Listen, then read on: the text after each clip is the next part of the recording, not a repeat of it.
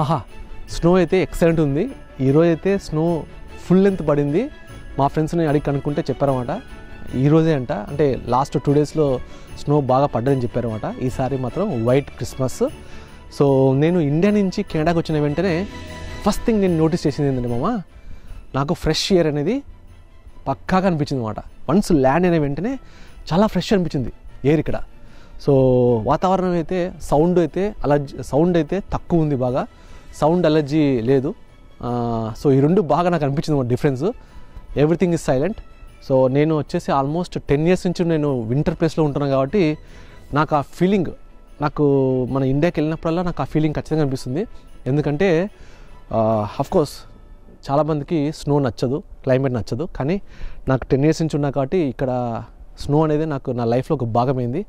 I like this place. స్నోలో చాలా మటుకు ఉన్నాను. ఒకసారి అలాగ టెక్సాస్ లాంటి ఏరియాస్లో కొన్ని రోజులు ఉండాలనిపిస్తుంది, కానీ బట్ లైఫ్ ఎందుకో ఇటుపక్కే ఎక్కువ ఉండాలని రాసి పెట్టింది అనుకుంటా. సో ఎంత ట్రై చేసినా సరే మనము స్నో ప్లేస్లోనే ఉంటున్నాం అన్నమాట.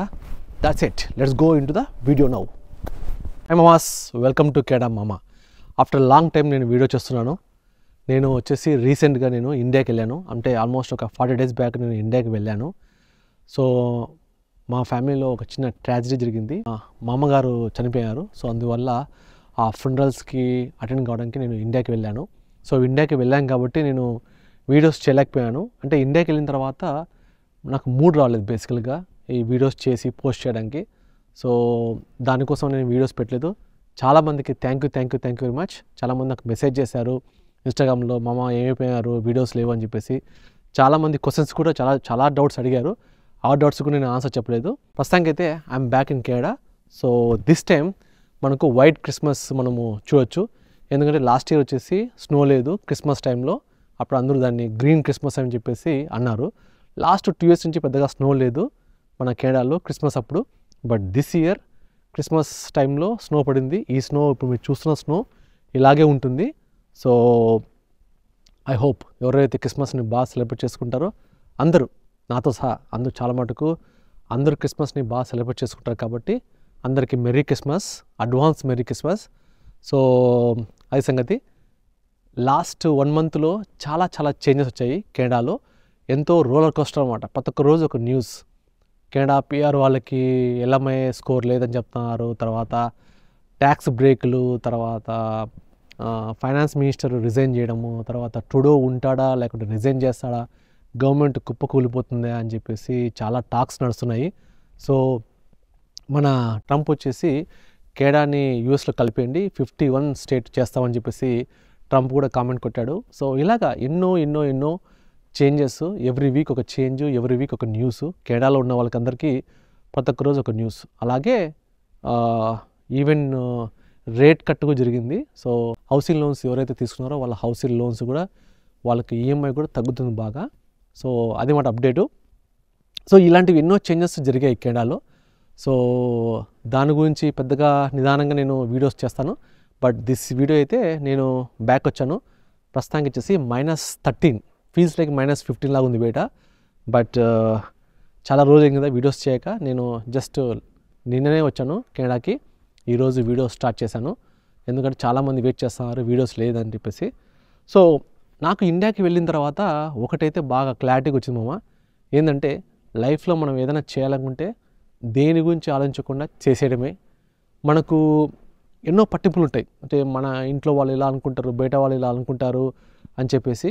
కానీ లైఫ్ ఈజ్ షార్ట్. ఎందుకంటే మా మామగారు చనిపోయిన తర్వాత మా ఫాదర్ కూడా చనిపోయాడు కోవిడ్ టైంలో. సో ఇవన్నీ చూసిన తర్వాత నాకు ఏమనిపిస్తుంది అంటే లైఫ్లో ఏ ఏజ్లో చేయాల్సింది ఆ ఏజ్లో చేయాలా. లైఫ్లో నువ్వు ఏదనుకుంటే అది చేయాలా. సో ఏదో మనము కొన్ని కోట్ల ఆస్తులు మిగిలిచ్చి ఇంట్లో మన పిల్లలకి ఇచ్చిపోతే ఏం లాభం లేదు. సో మనము లైఫ్ని కష్టపడాలా, డబ్బులు సంపాదించాలా, ఎంజాయ్ చేయాలా. ఈ 3 ఖచ్చితంగా చేయాలన్నమాట. నువ్వు చనిపోయిన తర్వాత ఒక 10 రోజులకి 20 రోజులకి మన గురించి అనుకుంటారు. తర్వాత లైఫ్ ఈజ్ యాజ్ యూజువల్ అన్నమాట. సో అందుకని మనలో శ్వాస ఉన్నంత వరకు మనము లైఫ్ని ఎంజాయ్ చేయాలా, కష్టపడాలా, డబ్బులు సంపాదాలా, ఫ్యూచర్ మన కిడ్స్కి ఏదైనా ఇవ్వగలిగితే వాళ్ళకి ఇవ్వాలా. అండ్ ఆల్సో మనం ఏదైతే చేయాలనుకున్నామో అది చేసేయాలా. అది నాకు కొంచెం రియలైజ్ అని అనిపించింది అన్నమాట. ఇలాగ మన ఇన్సిడెంట్స్ జరిగినప్పుడు, మన ఫ్యామిలీలో మేజర్ ఇన్సిడెంట్ జరిగినప్పుడు మనలో కూడా ఒక థాట్ అనేది మనలో స్టార్ట్ అవుతుందన్నమాట. లైఫ్ అంటే ఏందని చెప్పేసి. సో ఎప్పుడే కానీ నీకు కెనడాకి రావాలనుకుంటే రావచ్చు, కెనడా వద్దనుకుంటే వద్దు. యూఎస్ బాగుందంటే యూఎస్ వెళ్ళిపోవచ్చు, జర్మనీ బాగుంది జర్మనీ వెళ్ళిపోవచ్చు, ఎక్కడ కావాలంటే అక్కడ వెళ్ళిపోవచ్చు. నేను ఈ వీడియోస్లో చాలామంది చెప్పాను. చాలామందికి ఇంకా డౌట్స్ ఉంటాయి, కెనడాకి ఇంకా ఇప్పుడు కూడా రావచ్చు అని చెప్పేసి. నీ గట్ ఫీలింగ్ ఏం చెప్తుంటే అది చేసేయి, విత్ ప్రాపర్ ఎక్స్పర్ట్ అడ్వైస్ తీసుకోండి. ఎందుకంటే ఇన్ని చేంజెస్ జరిగిన తర్వాత ఏ కంట్రీలోకి స్టెప్ వేయాలంటే ఒకసారి స్టెప్ వేసిన తర్వాత మళ్ళీ మనం బ్యాక్ తిరిగి చూడమంటూ ఉండకూడదు అన్నమాట. ఎందుకంటే వచ్చిన తర్వాత ఎటువంటి ప్రాబ్లమ్స్ అయినా సరే మనము ఫేస్ చేసి దాన్ని సాల్వ్ చేయడానికి మనము ట్రై చేయాలి తప్ప అనవసరంగా వచ్చాను రా ఇక్కడికి, ఈ దేశం మనకు సెట్ కాదు, ఈ దేశం వేస్ట్ అని చెప్పేసి మనం బాధపడడం కన్నా ముందుగానే కొంచెం అనాలిసిస్ చేసుకుని వస్తే బెటర్. చాలామందికి చాలా డౌట్స్ ఉంటాయి. ఆ డౌట్స్ అన్నీ నేను నిదానంగా కొంచెం అగ్రెసివ్గా వీడియోస్ చేస్తాను ఒక 1 వీక్లో. ఈ వీక్లో మీకు చాలా వీడియోస్ వస్తాయి. ఇంకా నేను మిస్ అయిన అంటే చాలామందికి డౌట్స్ కానీ లేకుంటే నేను చెప్పాలని అనుకునేది కానీ ఇవన్నీ వీడియోస్ రూపంలో చెబుతాను. తర్వాత ఇంకా మీకు ఫర్దర్గా ఏమైనా డౌట్స్ ఉంటే కనుక నాకు ఇన్స్టాగ్రామ్లో కాంటాక్ట్ అవ్వండి. తర్వాత యూట్యూబ్లో కూడా చాలామంది నాకు కామెంట్స్ కొట్టారు. ఆ వీడియోస్ కూడా నేను నిదానంగా రెస్పాండ్ అవుతాను. ఒక 1 or 2 డేస్లో టైం తీసుకొని సపరేట్గా మీకోసం ఒక 1 or 2 అవర్స్ టైం స్పెండ్ చేసి నేను వీడియోస్ చేస్తాను. So that's it. ఈ వీడియో చేయడానికి మీ ముందుకు వచ్చాను. సో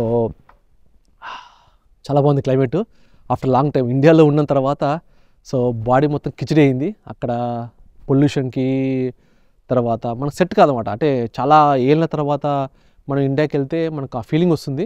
అంటే ఇండియా బ్యాడ్ అని నేను చెప్పట్లేదు కానీ బట్ అక్కడ డస్ట్కి పొల్యూషన్కి చాలా ఎక్కువైపోయింది అన్నమాట, బాగా ఎక్కువైపోయింది.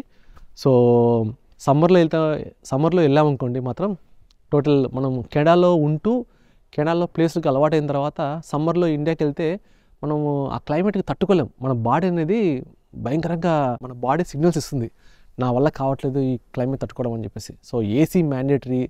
తర్వాత ఎక్కడ చూసినా పొల్యూషను, దుమ్ము ధూళి, కళ్ళు మంటలు, బయటికెళ్ళేస్తే. సో ఇలాంటి ఎన్నో ఉన్నాయన్నమాట. కిడ్స్ కూడా అంతే, ప్రాపర్గా వ్యాక్సినేషన్ చేసుకుని వెళ్ళాను ఇండియాకి. సరే సో వాళ్ళకి స్టమక్ అప్సెట్ తప్ప ఎటువంటి ప్రాబ్లమ్స్ రాలేదు, ఫీవర్ ఇలాంటివన్నీ థ్యాంక్ గాడ్ రాలేదు. కానీ జనరల్గా ఏంటంటే కొంచెము ఇండియాకి ఎవరైతే ఆఫ్టర్ లాంగ్ టైం మీరు అబ్రాడ్లో ఉండి ఇండియాకి వెళ్తే మటుకు ఖచ్చితంగా పిల్లలకైతే ఖచ్చితంగా ఎఫెక్ట్ అయితే చూపిస్తుంది, అందులో డౌటే లేదు. కానీ మా కిడ్స్ మటుకు ఈసారి స్టమక్ అప్సెట్ మొత్తం అయింది. ఎందుకంటే బాగా మసాలా ఫుడ్లు బాగా తిని చికెన్ తినాలకి, రెస్టారెంట్లో ఫుడ్లు అన్ని కల్తీ ఫుడ్ తినాలకే కొద్దిగా వాళ్ళకి స్టమక్ అయితే అప్సెట్ అయింది. సో అలాగా జరిగిపోయిందన్నమాట. ఓవరాల్గా ద ట్రిప్ ఈజ్ గుడ్ అంటే మనం వెళ్ళింది సాడ్ మూమెంట్ కాబట్టి మనము ఇంట్లో వాళ్ళని కలిసి వాళ్ళకి చెప్పాల్సింది చెప్పి ధైర్యం చెప్పి వచ్చాము. అఫ్కోర్స్ అబ్రాడ్లో ఉంటే మనకు ఇలాంటి టైంలో అందరికి అనిపిస్తుంది అన్నమాట, మన వాళ్ళు పక్కన ఉంటే బాగుంటుందని చెప్పేసి. సో తప్పదు, లైఫ్ అనేది మంచి జరిగినా చెడు జరిగినా రెండు దానికి మంచి జరిగేటప్పుడు మనకు ఒక టైం ఇస్తారు దేవుడు. సో వెళ్ళి మన ఫంక్షన్స్ని అటెండ్ అయ్యి మనం పార్టిసిపేట్ అయ్యి వస్తే అందరూ హ్యాపీగా ఫీల్ అవుతారు. చెడు జరిగినప్పుడు టైంకి మనం రీచ్ కావాలన్నమాట. ఎందుకంటే చనిపోతే మనిషిని వెంటనే బూడ్చాలా కాల్చాలా ఇలాంటి చాలా ఉంటాయి కదా. ఆ టైంకి రీచ్ కాకపోతే మనకు లైఫ్లో ఒక రిగ్రెట్ అనే ఫీలింగ్ వస్తుంది అనమాట. అరే అబ్రాడ్లో ఉంటే ఎన్నో మిస్ అవుతామని చెప్పేసి. దానికి మనం ఏం చేయలేము. ఎందుకంటే అది ఏదైనా సరే ఆ టైంకి చేయాలనుకుంటే మనము వెళ్ళగలిగితే ఫైన్, కానీ మనం వెళ్ళలేకపోతే వీ కాంట్ డూ ఎనీథింగ్. అబ్రాడ్లో లైఫ్ అంతే, అలాగుంటుంది. ఎందుకు రా లైఫ్, ఆ బతకడం కన్నా ఇండియాకి రావచ్చు కదా అని చెప్పేసి చాలామందికి డౌట్ ఉంటుంది.